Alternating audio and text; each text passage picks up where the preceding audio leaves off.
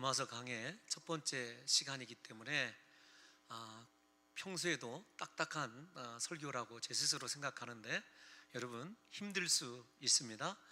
그래도 로마서 전체를 이해하는데 꼭 필요한 과정이라고 생각해서 여러분들과 제가 오늘은 로마서의 배경을 중심으로 왜 로마서가 기록되게 되었는지를 좀 살펴보는 가운데 우리 사랑하는 성도 여러분들과 저의 정체성이 사도 바울의 정체성과 더불어서 그렇게 조명되고 또 로마 교회를 향하여 주어진 이 메시지가 우리 사랑하는 봉동중앙교회에 어떤 의미를 갖게 되는지까지 함께 더불어서 생각되는 시간 되기를 저 혼자 간절히 좀 소원하고 있습니다.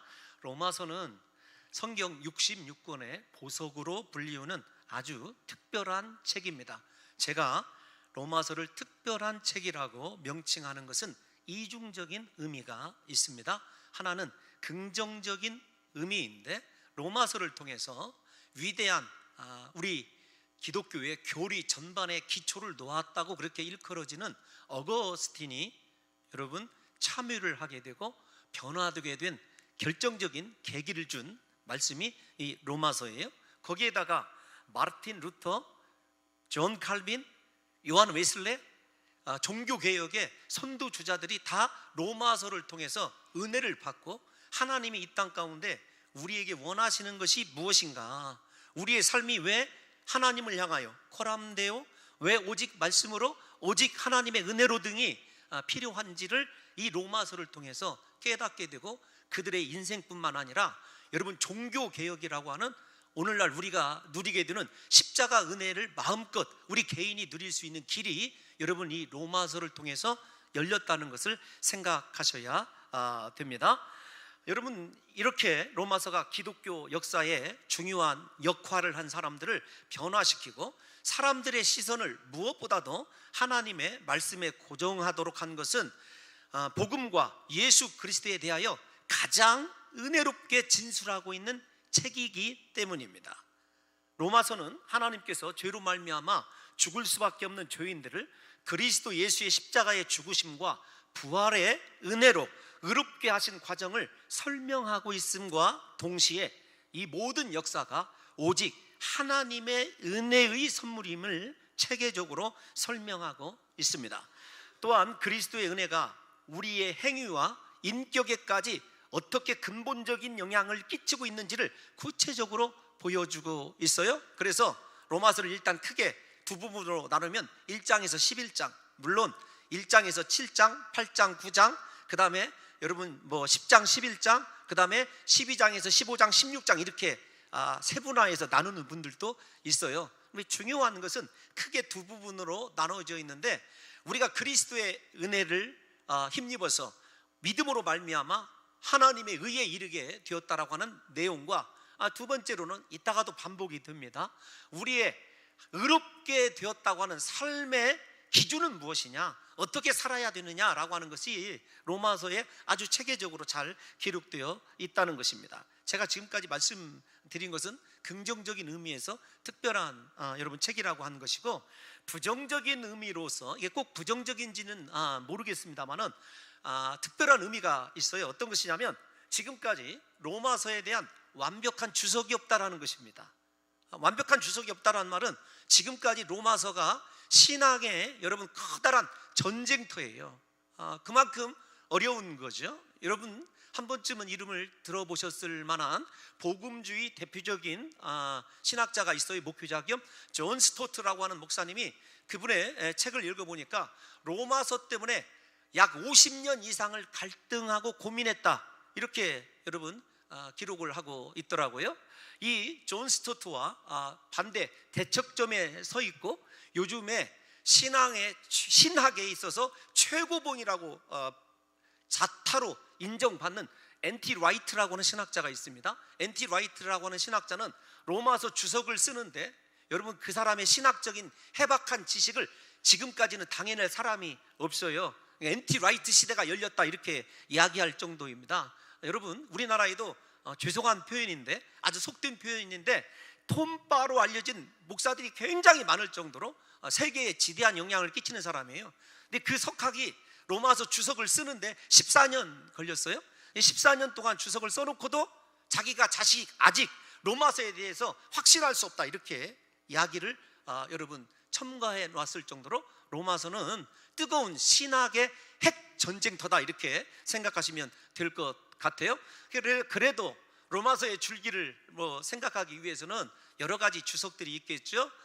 여러분 지금까지 아주 유명한 주석들이 많은 주석들이 있지만 약 30몇 권의 주석이 있다라고 그래요. 그래서 신약신학의 유명한 신학의 거두들은 다 로마서를 손대고 싶어라 했어요.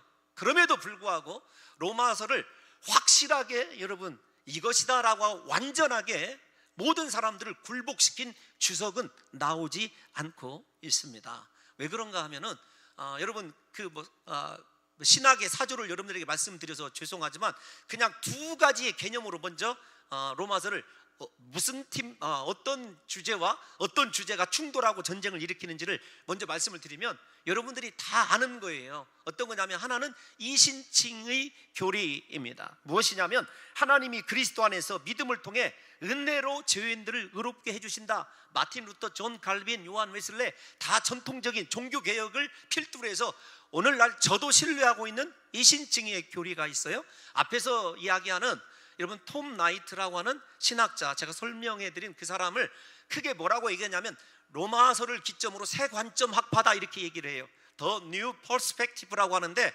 이 새 관점 학자들의 여러분 이 출현이 큰 로마서에 소용돌이를 일으키고 있는데 그 새 관점이라는 것이 어떤 것이냐라고 한다면 원래 출발은 하버드대 교수 스탠들부터 시작이 됐어요. 그 다음에 E.P. 샌더스, 그 다음에 리처드 헤이스, 그 다음에 제임스 던, 그 다음에 N.T. 라이트, 이렇게 쭉 이어져 왔어요. 그러니까 여러분 하루아침에 이 로마서가 이렇게 전쟁터로 변한 것이 아니라는 것을 여러분들에게 말씀드리고 싶은 거예요. 그 사람들이 주장하는 새 관점은 무엇이냐면 한마디로 얘기하면 언약적 율법주의, 이렇게 얘기할 수 있어요. 언약적 율법주의가 무엇이냐면 말을 들어보면 일단 그럴싸합니다. 이해가 갈만해요. 우리가 언약 안에 들어가는 것, 이스라엘이 선민이 된 것, 하나님의 은혜라는 거예요. 그런데 문제는 그 언약 안에 지속적으로 머물러 있기 위하여 율법을 지켜야 된다는 겁니다. 율법에 순종해야 돼요. 그래서 율법에 순종하지 않으면, 그래서 우리 집사님들 조금 더 하나님의 말씀에 해박하신 분들이 듣고 있는 유보적 칭의란 말이 여기에서 등장을 해요. 그러니까 칭의가 예수 그리스도를 믿음으로 말미암아 그리스도의 은혜로 단번에 이루어지는 것이 아니라 칭의가 유보될 수 있다라는 거예요. 그래서 여러분 마지막 순간까지 율법을 지켜야 된다고, 즉 행위 구원론에 바탕을 둔 새 관점 학파가 득세를 하고 있어요. 그래서 우리나라에서도 앞에서 말씀드린 대로 오직 하나님의 은혜로 우리가 의롭다함을 얻는다라고 하는 이 기독교의 진리에서 벗어나서 어떻게 하면 행위적인 율법을 지켜야 되는가라고 하는 여러분 새 관점 학파의 개념이 오늘날 우리의 삶이 왜 그렇게 이 신학이 득세하게 됐냐면 예수 그리스도를 믿고 은혜로 변화되었다고 하는 우리의 삶이 하나님의 말씀과는 너무도 동떨어져 있기 때문에 이런 신학들이 여러분 득세하고 있다고 저는 개인적으로 생각을 하고 있습니다. 이건 지극히 저의 개인적인 생각이에요. 이렇게 여러분 굉장히 어렵고 힘든 설교이고 강해이기 때문에 유명한 정말로 하나님께서 귀하게 쓰셨던 목사님들도 로마서 강해는 인생 말년에나 한번 하기로 그렇게 생각했던 것 같아요. 그러니까 저 같은 애송이가 여러분이 로마서를 강의하는 데 있어서 얼마나 부족할 것인가 라고 하는 것을 여러분들이 좀 이해해 주시고 그래도 좀 따라오시면 하는 생각을 제가 갖게 되는 거예요. 여러분 제가 왜 이신칭의 교리를 더 그렇게 선호하고 확신을 갖냐면 본문이 뭐라고 얘기하고 있느냐, 하나님의 말씀이 뭐라고 얘기하느냐가 중요하거든요. 여러분 우리는 율법을 지켜낼 능력이 없어요. 원래부터 우리 안에는 선함이라는 것이 존재하지 않기 때문에 그렇습니다. 예를 들면 로마서 3장 20절에서 한번 띄워놔 주십시오. 로마서 3장 20절에서 이렇게 이야기하거든요. 우리 다 같이 한번 읽어볼까요? 시작. 그러므로 율법의 행위로 그의 앞에 의롭다 하심을 얻을 육체가 없나니 율법으로는 죄를 깨달음이니라. 여러분 율법의 기능은 죄를 깨달는 것이고요, 인생 가운데 율법의 행위를 완벽하게 지켜서 하나님 앞에 의롭다 할 사람이 없다. 본문이 그렇게 분명히 말씀하고 있거든요. 3장 24절도 한번 읽어볼까요? 시작. 그리스도 예수 안에 있는 속량으로 말미암아 하나님의 은혜로 값없이 의롭다 하심을 얻은 자 되었느니라. 아멘. 우리가 의롭다 하심을 얻은 것은 하나님의 은혜라고, 여러분 로마서가 분명히 그렇게 텍스트가 우리에게 얘기해 주고 있어요. 그러니까 저는 앞으로 설교를 세관점 학파가 주장하는 쪽이 아니라 하나님의 은혜에 입각한 이신층이 교리에서 로마서를 여러분들에게 그렇게 강의할 것이라고 하는 것을 미리 여러분들에게 말씀을 해드리는 거예요. 그러면 우리가 로마서의 배경을 좀 살펴보면서 사도 바울이 왜 이렇게 로마서를 오늘날 우리들도 명확하게 이것이다라고 이해할 수 없는 이야기를 했는지를 좀 살펴보려고 생각하고 있어요. 먼저 우리가 로마에 있는 교회는 사도 바울이 개척한 교회가 아니라고 하는 것은 다 알고 있어요. 그건 신학자들이 다 여러분 동의하는 바입니다. 그런데 교회 설립 주체가 누구냐에 대해서는 정확히 알려진 바가 없어요. 여러분 캐톨릭에서 나온 책을 보게 되면은 로마 교회를 베드로가 설립을 했다 이렇게 기록되어져 있는데, 사도행전 15장과 로마에 관한 사도 바울의 견해를 사도행전에 비춰서 보게 되면 그 당시에 여러분 로마 교회가 설립되어서 사도 바울이 서신서를 여러분 기록할 때까지 사도 바울은 예루살렘을 떠난 죄송합니다. 큰일 날 뻔했어요. 베드로는 예루살렘을 떠난 적이 없어요. 그러니까 로마 여러분 교회를 베드로가 세웠다라는 것 일단 우리가 제외시켜야 됩니다. 그 다음에 여러분 기타의 소수 설들이 있어요. 두 번의 로마의 백부장이 등장을 하는데, 하나는 십자가 밑에서 이는 실로 하나님의 아들이었다고 증언한 로마의 백부장이 로마로 돌아가서 교회를 세웠을 것이다 이렇게 여러분 생각하는 아주 소수의 의견이 있고, 또 하나는 우리가 잘 아는 대로 사도행전 10장에 등장하는 또 다른 백부장이 있죠. 고넬료라고 하는 로마의 백부장이 세웠을 것이다 고 생각하는 것은, 그들이 로마서를 사도 바울이 복음이라고 제시해주는 내용을 보게 되면 율법에 이렇게 해박할 수가 없어요.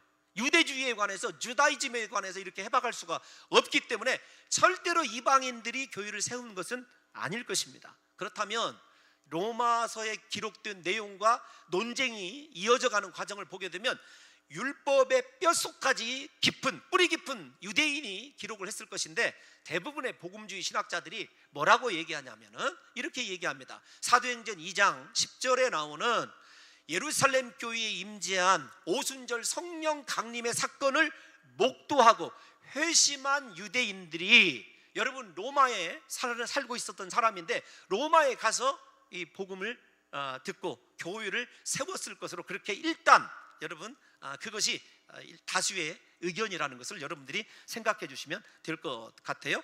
그래서 사도 바울은 이 로마 교회에게 자기 자신이 그리고 사도들이 세운 교회가 아니기 때문에 복음이 무엇인지를 충실히 설명하고자 노력하고 있는 거예요. 또 그것에 따른 목적도 따로 존재하지만 말입니다. 그리고 또 하나, 로마서가 사도 바울이 기록했다는 것도 일치합니다. 사도 바울이 기록했다는 것에 대해서는 여러분 의문의 여지가 없다. 모든 신학자들이 이측이 됐든 간에 일치하는 그런 장면이에요. 언제 쓰여져 있냐면 사도 바울이 3차 전도 여행 때 고린도에 머물 때에 약 3개월 동안 이 로마서를 기록한 것으로 되어 있어요. 정확히 주 57년경이다 이렇게 여러분 횟수까지도 일치하고 있는 상황이에요. 그런데 여러분 중요한 것이 있어요. 그러면 왜 로마서를 자기가 세운 교회도 아닌데 로마서를 왜 기록할 수밖에 없었느냐라고 하는 외적인 배경과 내적인 배경이 함께 쓰여져 있어요. 사도행전을 읽어보게 되면은 고린도에서 사도 바울이 소원하는 것이 두 가지가 있습니다. 아니 크게는 세 가지예요. 하나는 예루살렘 방문이에요. 근데 예루살렘을 방문하는데 그냥 방문하는 것이 아니라 이방인들이 모금한 헌금을 가지고, 왜냐하면 모 교회인 예루살렘 교회가 재정적으로 어려워져 있어요. 그래서 이방인 교인들이 헌금한 그 헌금을 예루살렘 공유에 제대로 전달하는 것이 커다란 사도 바울의 굉장히 큰 고민거리였어요. 그래서 로마서 15장을 읽어보시고 고린도 전서를 읽어보시면 사도 바울이 그 일을 얼마나 큰일로 여기고 기도해달라고 하는지를 사도 바울이 어지간하면 기도해달라고 직접적인 기도 제목을 제시하지 않거든요. 일반적으로 다른 서신서에서 우리를 위하여 기도해달라고는 얘기하지만 헌금 문제가 굉장히 중요한 이슈예요. 두 번째 문제는 내가 로마에 있는 너희에게 방문하게 해달라는 거예요. 그래서 내가 무려 3번이나 방문하기를 원했지만 이루어지지 않았다. 그런데 이번에는 꼭 너희에게 가기를 원한다. 그리고 로마를 방문하기 위해서 미리 편지를 보낸 거죠. 여러분, 이것 하나와 그 다음에 마지막 3번째 사도 바울의 소원이 어떤 거냐면 서바나, 오늘날로 얘기하면 스페인에 복음 선교를 하는데 로마 교회 너희들이 힘이 되어줬으면 좋겠다라는 거예요. 이 3가지 소원이 사도 바울의 인생 말년의 중요한 이슈이자 사명으로 생각하는 겁니다. 그런데 여러분, 여러분들이 생각하는 것만큼 이 3가지의 이슈가 무슨 그런 것들이 이슈일까 생각하는지 모르겠지만 사도 바울에게는요, 사도로서의 정체성뿐만 아니라 그의 지금까지 선교의 결실이 드러나느냐 드러나지 못하느냐 중요한 갈림길에 서 있는 문제예요. 왜 그런가 하면은 사도 바울이 이방 선교를 하면서 소아시아와 유럽에 복음을 전하면서 율법을 지킬 필요가 없다. 크게 그 다음에 할례를 받을 필요가 없다. 나머지 관습법, 음식법에 참가할 필요가 없다. 그렇게 가르쳤어요. 근데 유대인들, 예루살렘에 있는 교인들은 유대교와 끈적끈적하게 아직도 밀접하게 연관되어 있거든요. 그래서 여러분 그 문제를 해결하기 위해서 사도행전 15장에서 예루살렘 공의회가 최초로 열린 교리 문제 때문에 열린 것을 사도행전 15장을 보면 아실 수 있거든요. 문제는 어떤 거냐면 예루살렘 교회가 어려움에도 불구하고 사도 바울이 가져오는 헌금을 수용하지 않기 위해서 여러 차례 다른 사람을 통하여 직간접 통로로 헌금 가져오지 말아라 이렇게 얘기를 합니다. 이렇게 이야기한 뉘앙스가 있어요. 직접 명령은 아니지만. 왜 그런가 하면은 사도 바울이 가져온 이방인들의 헌금을 받게 되면 사도 바울이 지금까지 선교 시에 이방교회를 세우기 위해서 율법과 관련해서 받을 필요가 없다, 할례, 그 다음에 지킬 필요가 없다, 관습법, 음식법에 관해서 유대인 주로 이루어지는 예루살렘 교회가 그 독트린을 인정해야 되는 상황에 봉착해 있는 거거든요. 그러니까 단순히 헌금을 주고받는 문제가 아니에요. 예를 들면 여러분 이렇게 한번 생각을 해봤으면 좋겠어요. 너무 힘드시죠? 그래도 조금만 따라와 주십시오. 여러분, 예루살렘 성전에 제사를 드리러 갈 때 그 당시에 통용되던 로마 화폐 드라크마가 있어요. 황제의 형상이 새겨져 있죠. 동전을 가져와라고 해서 이것이 누구의 것이냐 이렇게 물어보는 여러분 유명한 말씀이 있지 않습니까? 그들이 거룩한 성전에 제사 지낼 때 이 드라크마나 로마의 세속 황제를 쓸 수가 없기 때문에 성전 안에 따로 환전상들이 존재하면서 무엇으로 바꿔졌어요? 로마의 돈을 하나님께서 받으신다고 생각하는 거룩한 돈인 세켈로 바꾸어서 여러분 이 환전을 해서 제사를 드렸거든요. 그러니까 그들에게 돈 문제는 굉장히 중요한데 무엇보다도 중요하냐면 하나님께 드리는 헌금인데, 일단 이건 명목상 이야기예요. 이방에서 가져온 돈을 받을 수 없다라는 거예요. 무엇 때문에? 유대적인 백그라운드 때문에 이렇게 이야기를 하는 것입니다. 또 하나 여러분 생각해야 될 것이, 그들이 유대적 관점에서 얘기하지만 하나님께서 지금까지 유대 이스라엘을 어떻게 사용하셨는지를 잘못 이해한 경우도 있습니다. 예를 들면 하나님께서 출애굽한 이스라엘 백성들이 홍해를 건너서 가나안 땅으로 오게 될 때 여러분 하나님이 빈손으로 보내셨습니까? 아니거든요. 이방에 금, 은, 귀고리, 폐물, 돈 다 주셨어요. 그것 가지고 녹여서 성막 건축하고 우리가 잘 아는 대로 하나님 그것 가지고 하나님께 다 그렇게 예물로 드리고 사용했어요. 또 하나만 조금 더 예를 들어봅시다. 설교가 길어질 것 같아서 좀 원고에는 없는 이야기인데, 여러분 바벨론 포로에서 돌아왔을 때 우리가 느헤미야 지금 우리 한규진 목사님이 설교하고 있는데, 여러분 생각해 보십시오. 1차, 2차, 3차 포로 귀환 때 아닥사스다 왕뿐만 아니라 모든 심지어는 아헤수에로 왕까지도 어떻게 했냐면 느헤미야가 되었든지 에스더가 되었든지 그들이 뭐 나중에 여러분 스룹바벨이 되었든지 에스라가 귀환할 때든지 빈손으로 그들을 돌려보내지 않았어요.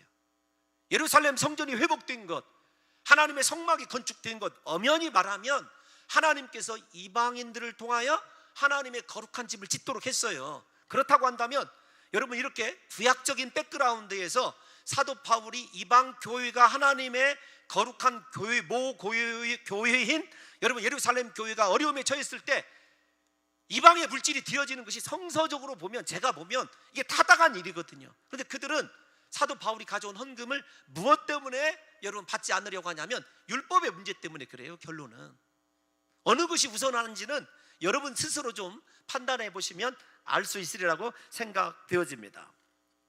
여러분, 사도 바울이 이방 선교에 대한 부정함을 받을 거냐 긍정함을 받을 거냐, 이 헌금에 달려 있어요. 근데 사도 바울이 그러면 왜 그렇게 사도 바울은 필사적으로 그 헌금을 가져가려고 했냐면, 앞에서 제가 얘기한 구약적인 하나님의 말씀을 이해해 보면 헌금을 예루살렘 교회가 받아들이게 되면 유대인 교회와 드디어 이방인 교회가 그리스도 안에서 하나됨을 입증하는 사건이, 하나님께서 허락하여 주신 은혜로 세워진 이방 교회들이 헌금하는 것을 유대 교회가 받아들이면 되는 거예요.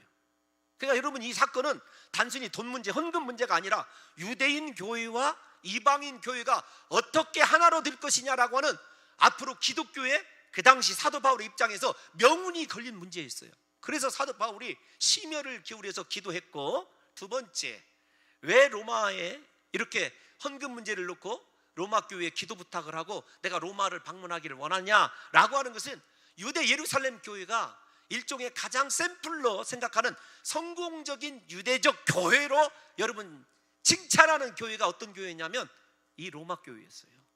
앞에서 얘기한 대로 로마 교회는 유대인들이, 제가 왜 그렇게 설명하는지를 이제 조금씩 이해하셔야 됩니다. 유대인들이 세워진 교회이기 때문에 여러분, 로마 교회는 심지어 학자들에 의하면, 다수의 학자들입니다, 로마 교회는 유대교의 한 가지 이렇게 이해될 정도로 율법에 대한 이야기로 가득 차 있어요. 그리스도 예수의 복음은 여러분 거의 희박할 정도입니다. 그래서 여러분 로마서 1장을 읽어보면, 아니 이미 교회가 세워져 있는데 사도 바울이 그곳에 복음을 전해야 된다고 항변하는 이유를 우리가 언뜻 이해하기 여러분 쉽지는 않지 않습니까? 그 이유가 여기에 있어요. 왜 그러냐면 사도 바울도 로마 교회의 지지가 필요합니다. 앞으로 스페인 교회를 스페인을 선교하는 데 필요하기도 하고, 그 다음에 중요한 것은 그토록 예루살렘 교회가 인정하는 로마 교회가 사도 바울을 영접하고 사도 바울이 전하는 복음을 받아들여주기만 하면은요, 예루살렘 교회가 하나님의 헌금, 이방 교회들이 한 헌금을 받아들이지 않을 명분이 사라지게 되고, 드디어 이방 교회와 유대 교회가 온전히 하나 되었다라고 하는 사도 바울의 예루살렘과 유대인을 향한 구원의 열망이 드디어 실현될 것이라고 그렇게 생각하기 때문에 그런 거죠. 또 하나, 이제 여기만 하면은 본문으로 넘어가려고 이렇게 생각을 하고 있어요. 저는 우리 사랑하는 성도 여러분들이요, 너무나 존경스러워요. 여러분, 진심입니다. 매주일 그렇게 성경을 부임하면서부터 여기까지 지금 강해해 오는 동안에 성도 여러분들이 자리만 지키고 있다는 그것만으로도요, 저는 참 행복한 목사예요. 여러분 잘 생각해 보십시오. 그럼에도 불구하고 사도 바울이 자기 자신의 유대인 교회와 이방인 교회의 하나됨의 지지만을 위해서 로마에 가기를 원하는 것이 아니에요. 이 기회에 로마 내적으로 정말로 복음에 사로잡힌, 예수 그리스도의 십자가 복음에 사로잡힌 그러한 교회로 거듭남으로 말미암아 로마 교회가 여러분 대제국의 수도 안에 있는 교회 아닙니까? 선한 영향력을 통해서 하나님의 복음을 증거하는 전초 기지가 되기를 원하는 것이 사도 바울의 계획이었죠. 그래서 사도 바울이 로마 교회가 제대로 율법에서 벗어나 복음화되기만 한다면은 세계 곳곳에 하나님의 거룩한 교회가 서게 될 것이라고 하는 선교적 거룩한 야망이 여러분 로마를 방문하기를 그토록 소원하게 되었고, 로마서를 기록하게 된 가장 궁극적인 원인이라고 하는 것을 아셔야 돼요. 그래서 여러분 1장에서 8장까지, 아니 9장까지 여러분들이 살펴보게 되면 그리스도의 십자가 복음과 그리스도의 은혜와 율법이 충돌하는 듯한 긴장 상태가 지속적으로 여러분 유지되는 이유가 거기에 있는 거죠. 그러면 여러분, 우리가 이 로마서를 우리 가장 쓰여진 목적이 유대인과 로마인, 이방인과의 하나됨을 그렇게 선언하고 복음이 제대로 모든 교회에 편만하게 퍼지는 사도 바울의 소원 때문임을 이야기하게 됐는데, 여러분 이제 이 글에 이렇게 이 로마서의 이게 주제는 무엇이냐면 유대인과 이방인의 그리스도 예수 안에서 동등함이에요. 동등함입니다. 똑같다라는 거죠. 아브라함의 자손은 예수 그리스도를 믿는 이방인을 당연히 포함하고 그분의 신실하심을 나타내는 하나님의 언약과 율법 안에서 반드시 이방인들도 하나님의 자손임을 동등한, 그것도 동등한 유대인들과 아브라함의 자손임을 동등하게 자손임을 강력하게 주장하는 거죠. 그러므로 제가 조금 미리 격전지에 가서 3장에서 말씀드릴 이야기를 하면은 율법은 구원으로서의 율법의 기능은 끝났다. 그러나 율법에 순종해야 되는 것은 왜 우리가 말씀을 지켜야 되느냐라고 한다면 하나님을 사랑하기 때문에 그분의 은혜에 감사하고 감격해서 그리스도의 구주 되심을 믿는 사람은요 말씀대로 살아가게 되어 있는 것 아니겠습니까? 오늘날 그래서 이 로마서의 주제는 한국 교회의 현실과 너무 적절하다고 보는 거예요. 예수 믿습니까? 말씀대로 살아내야 되거든요. 여러분, 그런데 우리는 이신칭의 은혜는 크게 잘 받아들였는데 여러분 말씀대로 살지 못함으로 말미암아 그것을 본회퍼의 말대로 값싼 은혜로 만들어 버렸어요. 로마서의 주제는 율법이 지속적으로 기능을 해야 된다는 것이 아니라 그리스도의 십자가 은혜로 구원받은 사람은 그분의 사랑 안에서 그분을 사랑하기 때문에 말씀대로 살아날 힘이 공급이 되어지는데 그것이 로마서 8장에서 얘기하는 성령이에요.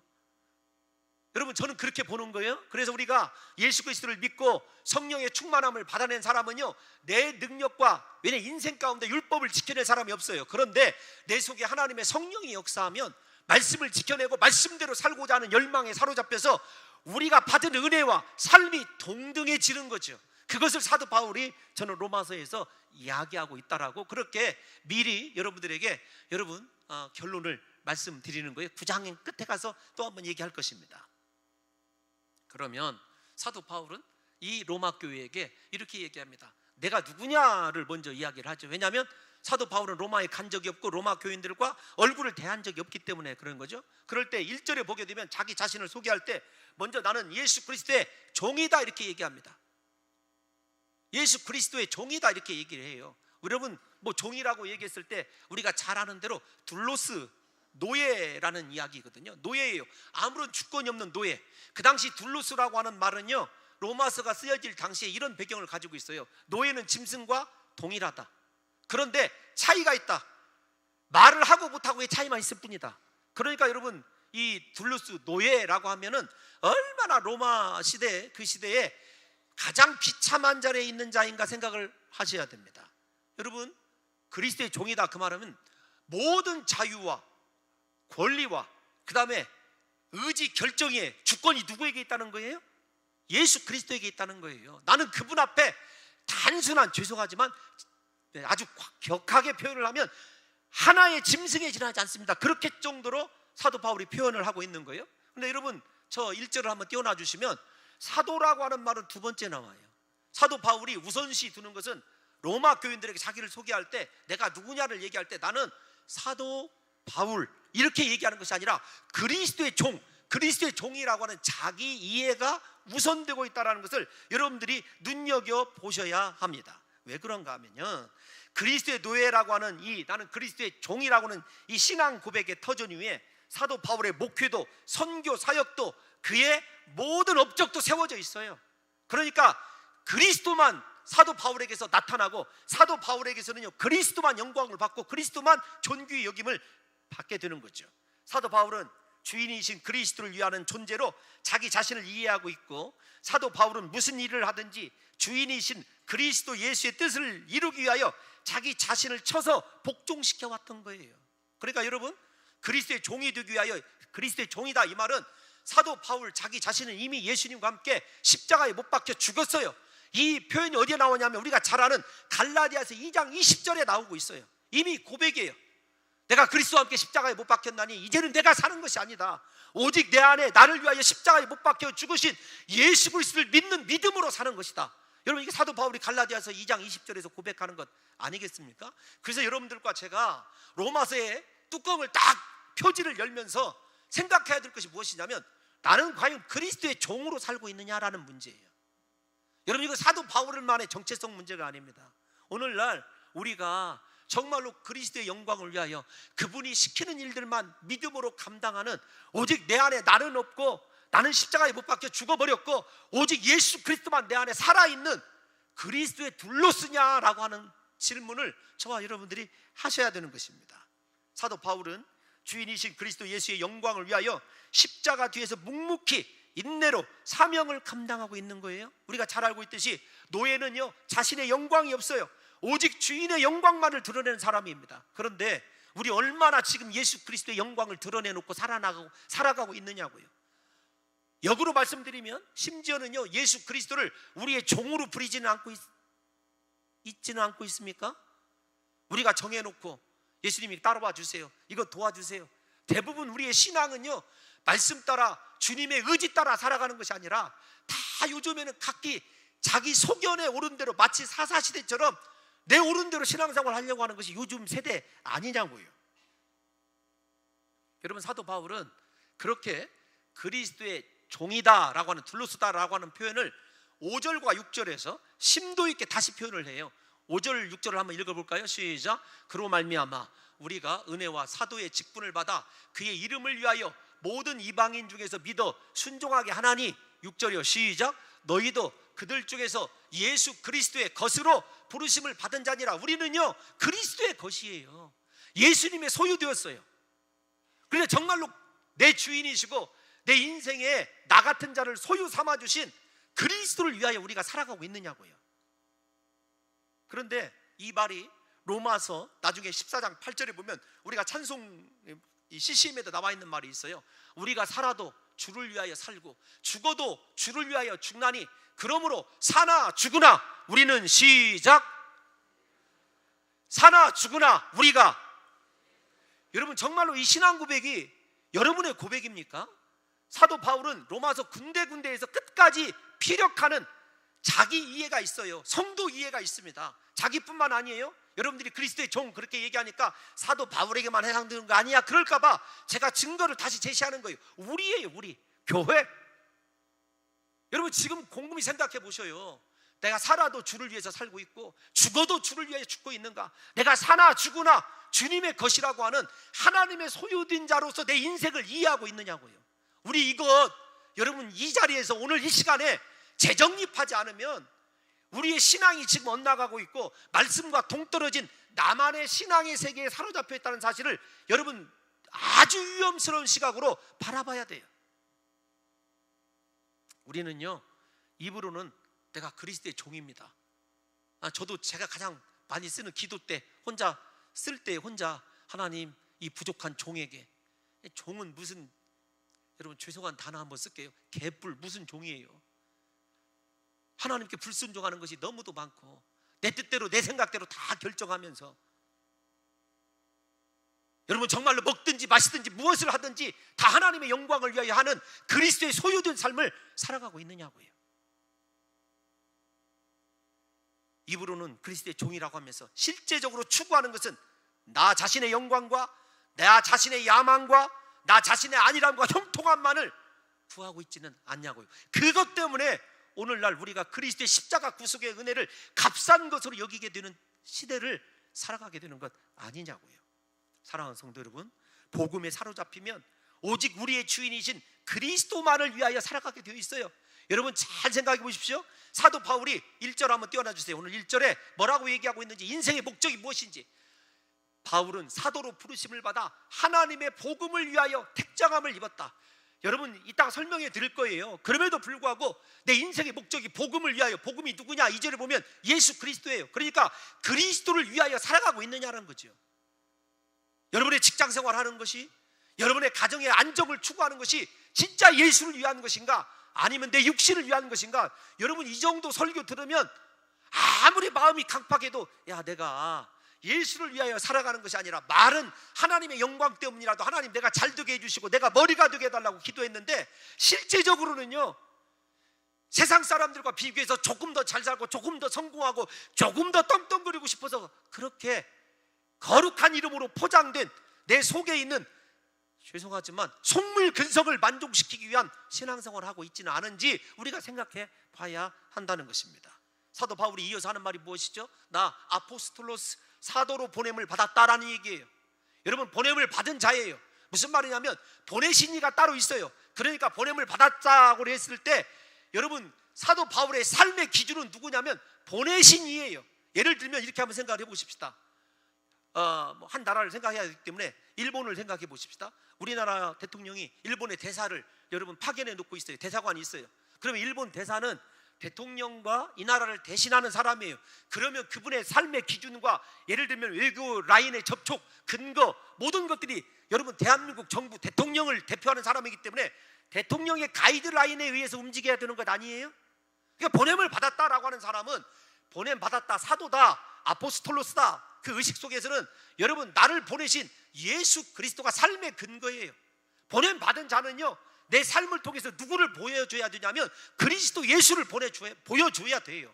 그게 사도로서의 삶입니다. 물론 사도가 예수님께 직접적인 말씀과 여러분 교훈으로 가르침 받은 자라는 걸 몰라서 얘기하는 것이 아니에요. 그러나 그 당시 아포스톨로스라고 하는 보냄 받았다고 하는 단어가 어떻게 쓰이는지를 여러분들에게 이야기하는 거죠.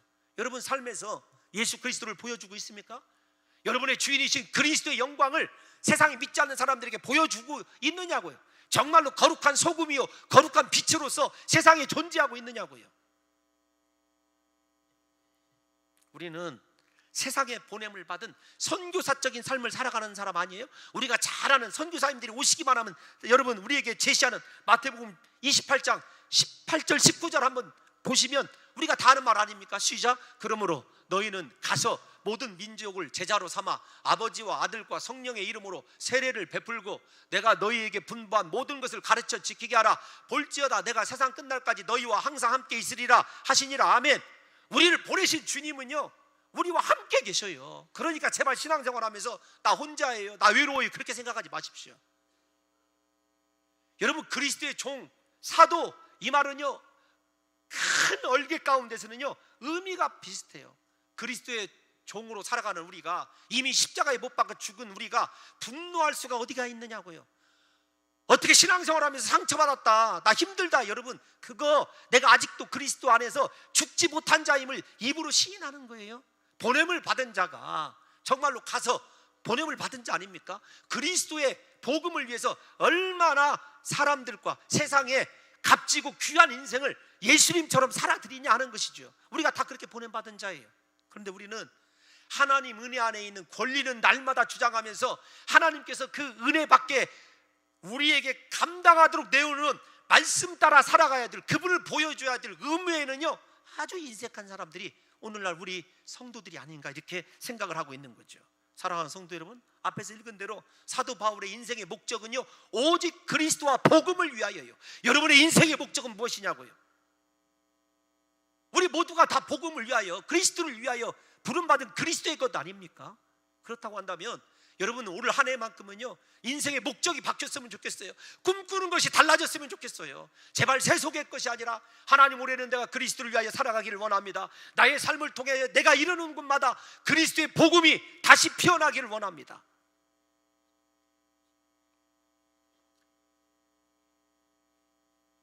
사도 바울은 자신이 이 복음을 위하여 택정함을 받았다 이렇게 얘기를 해요. 1절에 나오는 얘기예요. 택정함을 입었다. 여러분 아포리스 메노스라는 단어인데 여러분 무엇이냐면 분리시키다. 여기에서 바리새인이라는 단어가 나와요.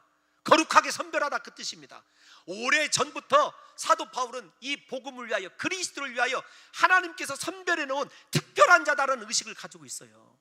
그러니까 얼마나 자랑스럽겠느냐고요. 여러분 생각해 보십시오. 세상을 살아가면서 나 이렇게 하나님께서 특별히 이미 선별해 놓은 하나님의 택정함을 입은 자야 라고 하는 거룩한 의식을 가지고 살아가느냐고요. 나는 세상과 구별된 자이다, 세상과 분리된 자다, 나는 오직 그리스도 안에서만 존재할 때 내 인생에 가치가 있다, 이렇게 복음에 사로잡혀서 살아가고 있느냐고요. 사랑하는 성도 여러분, 예수 그리스도가 나 같은 죄인을 위하여 십자가에 못 박혀 죽으시고 그 핏값으로 나를 사놓으셔서 나를 세상과 분리시켜 놨는데 거룩하게 살으라고, 내 삶을 통해서 그리스도 예수를 증거하라고 우리를 그렇게 세워놨는데 우리는 세속과 세상과 전혀 분간할 수 없는 삶을 살아가고 있지는 않은지 이 시간에 저와 여러분들이 이 복음으로 생각해 봐야 된다는 것입니다. 사랑하는 성도 여러분, 오늘 이 시간 우리는 사도 바울처럼 하나님의 부르심의 목적에 합당하게 살아가고 있는지, 정말 그리스도의 종으로서만 내 인생이 존재하는데 그것이 내 인생의 최고의 가치라고 하나님 앞에 인정하고 고백하고 살아갈 뿐만 아니라, 다시 강조합니다, 거룩하고 구별된 삶을 살아내므로 내가 하나님 앞에 십자가의 은혜로 택정함 받은 특별한 존재, 그래서 내 인생의 자의식, 하나님 앞에 만족감이 세상에서의 성취에 있는 것이 아니라 나 같은 죄인을 그렇게 구별하여 세워놓으신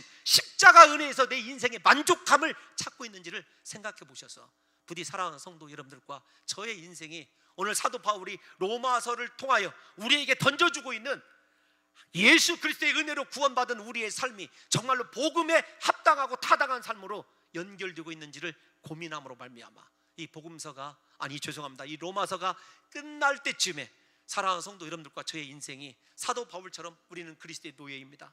내 만족, 인생의 행복이 오직 그리스도의 택정하여 세우신, 복음을 위하여 세우신 하나님의 의도 아래 있습니다. 이렇게 고백하는 놀라운 역사만 일어나시기를 예수님의 이름으로 축원합니다. 하나님 아버지, 오직 그리스도의 종으로만 존재하게 도와주옵소서.